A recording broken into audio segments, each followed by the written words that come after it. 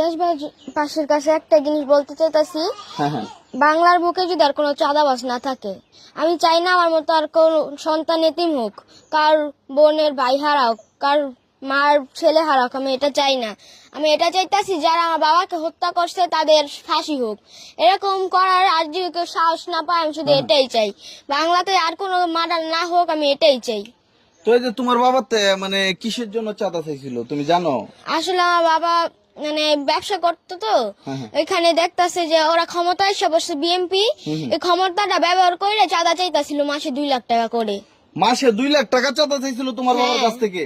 তো দর্শক চিন্তা করেন, একটা বাঙ্গারি বিজনেস করে, তো ওনার কাছ থেকে মাসিক 2 লক্ষ টাকা একটা দোকান থেকে চাঁদা দিতে হবে। তো এই জন্য তোমার বাবা রাজি হয় নাই?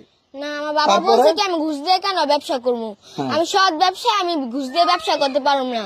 বাবা এটাতে রাজি হয় না দেখে ওরা প্রথমে ছুরি দিয়ে আঘাত করছে, এখানে গুলি মারছে, হকি স্টিকটা বাইরেছে, তারপর যা পাথর দিয়ে নিখুঁত ভাবে আঘাত করছে।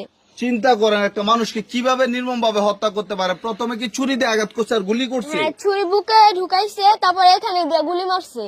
আচ্ছা, মানে যেদিন তোমার বাবার কাছ থেকে চাঁদা চাইছিল সেদিনই কি এই ঘটনা, নাকি এর আগেও তোমার বাবা? আগে থেকে বাবার কাছে তো হুমকি দিতেছে, হ্যাঁ টাকা চাইতেছে, আমার বাবা রাজি হয় নাই।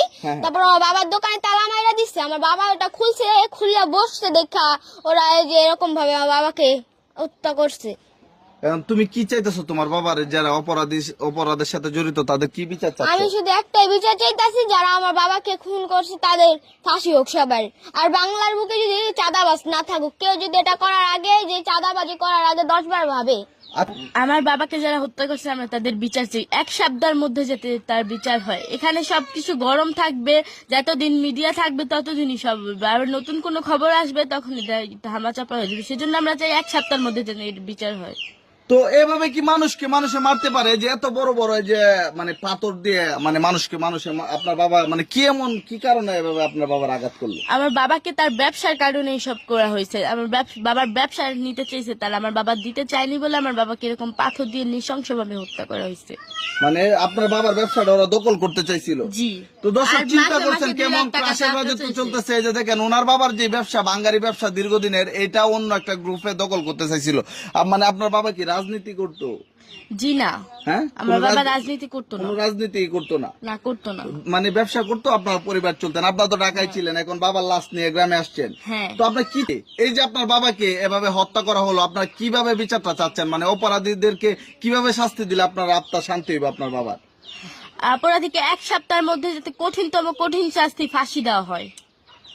মানে দেরি করলে এটা অবহেলা হয়ে যাবে। হ্যাঁ, অবহেলা হয়ে যাবে, এখনই তো অবহেলা হচ্ছে। দর্শক দেখেন, এই যে এই 2টা সন্তান, এত সুখী পরিবার ছিল, এই যে সোহাগ, এই যে ওনার যে 2টা সন্তান দেখেন কত ফুটফুটে 2টি সন্তান, তাদেরকে নিয়ে কতই না স্বপ্ন দেখতো বাবা।